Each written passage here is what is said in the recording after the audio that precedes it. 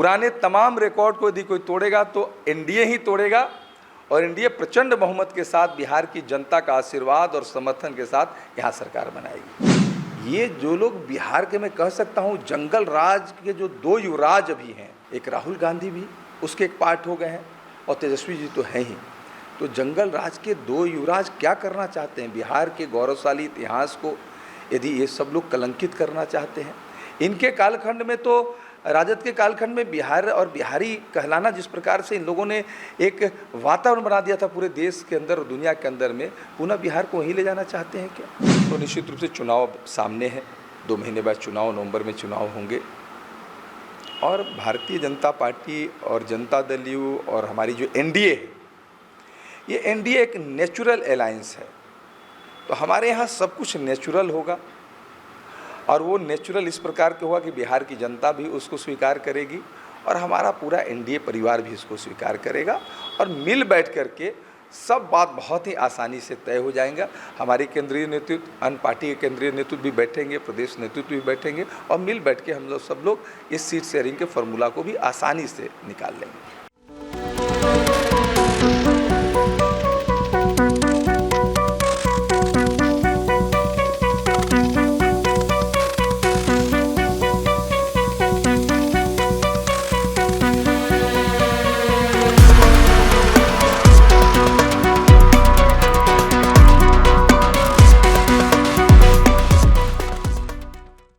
नमस्कार, आप first look Bihar देख रहे हैं और मैं हूं अभिषेक रंजन। बीते दिन जिस प्रकार से दरभंगा में पीएम मोदी की मां को लेकर अभद्र टिप्पणी की गई थी, इसको लेकर आज बिहार बंद का आह्वान किया गया था और एनडीए की तरफ से बिहार बंद का आह्वान किया गया था। हमारे साथ बातचीत करने के लिए भाजपा के वरिष्ठ नेता है और प्रदेश महामंत्री है राजेश वर्मा जी। इनसे जानते हैं कि आज बंदी में आप भी शामिल थे, बिहार बंद का आह्वान किया गया था, आखिर ये विवाद अब थम क्यों नहीं रहा? देखिए, क्या है कि बिहार का बहुत गौरवशाली इतिहास रहा है और बिहार के लोग दूसरे को सम्मान देते रहे हैं, लेकिन जिस प्रकार से कांग्रेस और राजद के मंच से माननीय प्रधानमंत्री जी की माता के बारे में जिस प्रकार की टिप्पणी की गई और जिस प्रकार के नारे लगे, ये जो लोग बिहार के, मैं कह सकता हूँ, जंगल राज के जो दो युवराज अभी हैं, एक राहुल गांधी भी उसके एक पार्ट हो गए हैं और तेजस्वी जी तो हैं ही, तो जंगल राज के दो युवराज क्या करना चाहते हैं? बिहार के गौरवशाली इतिहास को यदि ये सब लोग कलंकित करना चाहते हैं। इनके कालखंड में तो, राजद के कालखंड में बिहार और बिहारी कहलाना जिस प्रकार से इन लोगों ने एक वातावरण बना दिया था पूरे देश के अंदर और दुनिया के अंदर में, पुनः बिहार को वहीं ले जाना चाहते हैं क्या? देश के सम्मानित प्रधानमंत्री जी की माता के प्रति जो इन्होंने बोला है, उसको लेकर के बिहार की जनता कभी इस बात को स्वीकार नहीं कर सकती और उनको माफ़ भी नहीं कर सकती है। इसलिए वो सार्वजनिक माफ़ी मांगे। किसी भी माँ के प्रति इस प्रकार के अपशब्द न बिहार के लोग बर्दाश्त करेंगे, न कोई बिहारी बर्दाश्त करेगा। तेजस्वी यादव भी लगातार मीडिया में आकर प्रेस कॉन्फ्रेंस कर रहे हैं और कह रहे हैं कि एनडीए वाले भी लगातार जो है किसी की मां बहन को लेकर अशब्द भाषा का प्रयोग पहले भी कर चुके हैं, संसद में कर चुके हैं, विधानसभा में कर चुके हैं, कई सारी बात। देखिए, अब क्या है, उनके पास आरोप के अलावा दूसरे कोई शब्द नहीं है। बिहार की जनता उनसे माफ़ी चाहती है। देश देख रहा है कि ये दोनों जो हमारे कहने के लिए युवा नेता हैं, इनका चाल चरित्र और चेहरा किस प्रकार का है। ये देश से पहले माफ़ी मांगे जा कर के, और वो भी माँ जो स्वर्गवासी हो गई हैं, उनके प्रति इनका बयान बहुत ही निंदनीय है और इनको बिना माफ़ी मांगे आज आप मैं कह सकता हूँ कि जिस प्रकार से मैं मुजफ्फरपुर के बंदी में था और लगभग 10-12 किलोमीटर पूरे शहर के अंदर में पैदल हम सब लोग चलते रहे, सैकड़ों कार्यकर्ता भी चलते रहे, समर्थक भी चलते रहे। मैं तो देख रहा था कि स्वतः कई लोग इस बंद के अभियान में शामिल होते चले गए, और मैं बहुत बधाई देना चाहता हूं मुजफ्फरपुर के व्यवसायी बंधुओं को, मुजफ्फरपुर के अपने तमाम यहाँ के नागरिकों को, कि आपने जिस प्रकार से अपना समर्थन इस बंद को दिया है।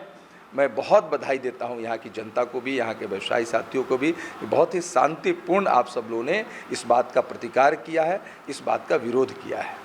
बिहार में चुनाव पे खास करके बात करेंगे, कुछ ही महीने में यानी कि 1 महीने के अंदर में ही हो सकता है कि चुनाव आयोग जो है आचार संहिता लागू कर दे। सीट शेयरिंग को लेकर क्या कुछ फार्मूला कुछ तैयार हुआ है? अगर हमारे एनडीए की बात आप कर रहे हैं तो निश्चित रूप से चुनाव सामने है, 2 महीने बाद चुनाव, नवंबर में चुनाव होंगे, और भारतीय जनता पार्टी और जनता दल यू और हमारी जो एनडीए है, ये एनडीए एक नेचुरल अलायंस है। तो हमारे यहाँ सब कुछ नेचुरल होगा, और वो नेचुरल इस प्रकार के हुआ कि बिहार की जनता भी उसको स्वीकार करेगी और हमारा पूरा एनडीए परिवार भी इसको स्वीकार करेगा और मिल बैठ करके सब बात बहुत ही आसानी से तय हो जाएगा। हमारी केंद्रीय नेतृत्व, अन्य पार्टी के केंद्रीय नेतृत्व भी बैठेंगे, प्रदेश नेतृत्व भी बैठेंगे और मिल बैठ के हम लोग सब लोग इस सीट शेयरिंग के फॉर्मूला को भी आसानी से निकाल लेंगे। सीट शेयरिंग के दौरान ऐसा तो नहीं कि सीट शेयरिंग जब टिकट का बंटवारा हो, क्योंकि कई सारे दावेदार हैं और इस स्थिति में कहीं भगदड़ की स्थिति हो जाए या फिर विवाद खड़ा हो जाए, यानी सड़क पे कार्यकर्ता उतर जाए, विरोध हो। देखिए, हम पहले भी मैंने कहा कि हमारा अलायंस नेचुरल अलायंस है। हम पहले भी साथ मिलकर चुनाव लड़ते रहे और कभी आपने ऐसा देखा नहीं होगा बिहार के अंदर में कि अलायंस होने के बाद हमारे यहाँ कोई भगदड़ मची हो, हमारे एनडीए परिवार में कोई खटास आया हो और कोई बात सड़क पे आई हो, ऐसा कभी हुआ नहीं है। तो निश्चित रूप से अब तो और मजबूती के साथ मैं कह सकता हूँ कि लंबा अनुभव है, लंबे समय तक हम सब लोग मिल करके यहाँ एनडीए के रूप में काम करते रहे हैं और माननीय प्रधानमंत्री जी और माननीय नीतीश कुमार की जोड़ी बिहार की जनता भी उसको पसंद करती है। इसलिए निश्चित रूप से हम सब लोग मिलके शांतिपूर्ण तरीके से पूरा एनडीए इंटैक्ट होकर चुनाव लड़ेगा। चुनाव की खास करके बात करेंगे तो इस बार चुनाव किनके नेतृत्व में चुनाव लड़ा जाएगा और बड़े भाई की भूमिका कौन निभाएंगे? देखिए, हमारे यहाँ अब बड़े भाई की भूमिका में तो बिहार की जनता है। बिहार की जनता का जन समर्थन ही सब कुछ तय करने वाला है और हम सब लोग तो जुड़वा भाई के रूप में मिलजुल करके काम करते हैं और सब लोग मिल करके एक जुड़वा भाई की तरह एक स्नेह जो होता है, एक मतलब गठबंधन की एक जो एकजुटता होती है, एक ताकत होती है, वो ताकत में मिल के लड़ेंगे। और मैंने कहा कि बिहार की जनता माननीय प्रधानमंत्री जी और माननीय नीतीश कुमार की जोड़ी को पसंद करती है और इस जोड़ी के साथ बिहार की जनता भी चलेगी। मुकेश सहनी के लेकर कुछ चर्चा हो रही है मार्केट में, जिस प्रकार से मुकेश सहनी महागठबंधन में है, लेकिन कहा यह भी जा रहा है कि मुकेश सहनी की वार्तालाप जो है वो बीजेपी से हो रही है, एनडीए से हो रही है, वार्ता करने का प्रयास कर रहे हैं। ये इसमें कितनी सच्चाई है? देखिए, सच्चाई की पुष्टि तो मैं नहीं कर सकता, क्योंकि जहाँ बात होती होगी वहाँ होती होगी, इसलिए उनकी बात किससे हो रही है और किससे नहीं हो रही है मैं नहीं जानता। लेकिन राजनीति में बातचीत होना कोई ऐसा बात नहीं, कोई आश्चर्य का विषय होता है। ये हम लोग एक जगह बैठते हैं तो चर्चाएं होती हैं, लेकिन उनकी बात राजनीतिक बात किससे हो रही है मुझको पता नहीं है। हमारा एनडीए इंटैक्ट है आज के दिन में। जो एनडीए में हम सब लोग अलायंस में जो पार्टी है वो इंटैक्ट हम लोग हैं और मिल के हम सब लोग मजबूती के साथ लड़ेंगे और मजबूत परिणाम। और बिहार के प्रति मैं समझ सकता हूं कि बिहार का जनता का आशीर्वाद, जो मैंने कहा बड़े भाई की भूमिका में बिहार की जनता है, वो एनडीए को देगी और हर सीट पर एनडीए लड़ेगा। आपको एक बात मैं बता दूँ, इस बार कोई ऐसी सीट नहीं, भले ही सिंबल कमल का होगा, सिंबल तीर का होगा, हमारे गठबंधन के अन्य पार्टियों का सिंबल होगा, लेकिन हर सीट पर एनडीए लड़ेगी और एनडीए एक ताकत के साथ लड़ेगी। आपने देखा होगा कि अभी हमारे कार्यकर्ता सम्मेलन एनडीए का जिला स्तर पे हुआ है और बिहार के 243 विधानसभा के अंदर में एनडीए का सम्मेलन हो रहा है। तो इससे आप महसूस कर सकते हैं एनडीए कितनी ताकत के साथ, एकजुटता के साथ मैदान में डटी। कहीं ना कहीं ये कह सकते हैं कि इस बार भी बिहार में एनडीए की सरकार बनेगी। बिल्कुल, मैं तो कहता हूं कि पिछली बार के तमाम रिकॉर्ड टूटेंगे इस बार। पुराने तमाम रिकॉर्ड को यदि कोई तोड़ेगा तो एनडीए ही तोड़ेगा और एनडीए प्रचंड बहुमत के साथ बिहार की जनता का आशीर्वाद और समर्थन के साथ यहाँ सरकार बनाएगी। आप मुजफ्फरपुर से भी हैं और आपको लेकर भी कई सारे चर्चा है कि इस बार आप चुनावी मैदान में उतरेंगे, तैयारी पूरी तरह से कर रहे हैं, इसमें कितनी सच्चाई? देखिए, मैं एक बात बताऊं, कार्यकर्ता होने के नाते जब मैं पार्टी के अंदर काम करने आया तो एक मंत्र मैंने दीनदयाल जी का एक मंत्र देखा था, उसको मैं मंत्र आत्मसात करके चलता हूँ, चरई वेती चरई वेती। एक राजनीतिक कार्यकर्ता को सदैव चलते रहना चाहिए और चलते ही रहना चाहिए।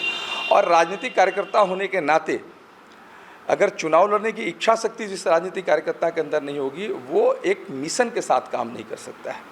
तो निश्चित रूप से इच्छा रखना और पार्टी यदि कोई अवसर देगी तो बिल्कुल हम सब लोग यहाँ मजबूती के साथ लड़ेंगे, पूरी पार्टी के कार्यकर्ता और जनता के समर्थन और आशीर्वाद से लड़ेंगे। लेकिन पार्टी का निर्णय एक कार्यकर्ता होने के नाते मेरे लिए सबसे महत्व का विषय है। मेरी प्राथमिकता पार्टी है। मैंने कहा नेशन फर्स्ट, पार्टी सेकंड और सेल्फ थर्ड है। इसलिए पार्टी जो निर्णय करेगी उस निर्णय के साथ एक कार्यकर्ता, एक सिपाही के नाते खड़ा रहूँगा। पार्टी यदि लड़ाने का अवसर दिया तो मजबूती के साथ लड़ करके, जीत करके पार्टी के झोली में सीट देने का काम करूँगा। पार्टी यदि कहा कि लड़ाने की जिम्मेवारी होगी तो भी उसको स्वीकार करूँगा, और जो उम्मीदवार होगा उसके पीछे खड़े होकर के उसके चुनाव को लड़के जिता करके सदन में भेजने का काम और पार्टी को और एनडीए को मजबूत करने का काम करूँगा। मुजफ्फरपुर में भाजपा में सब कुछ ठीक चल रहा है ना? भारतीय जनता पार्टी का परिवार बहुत बड़ा परिवार है।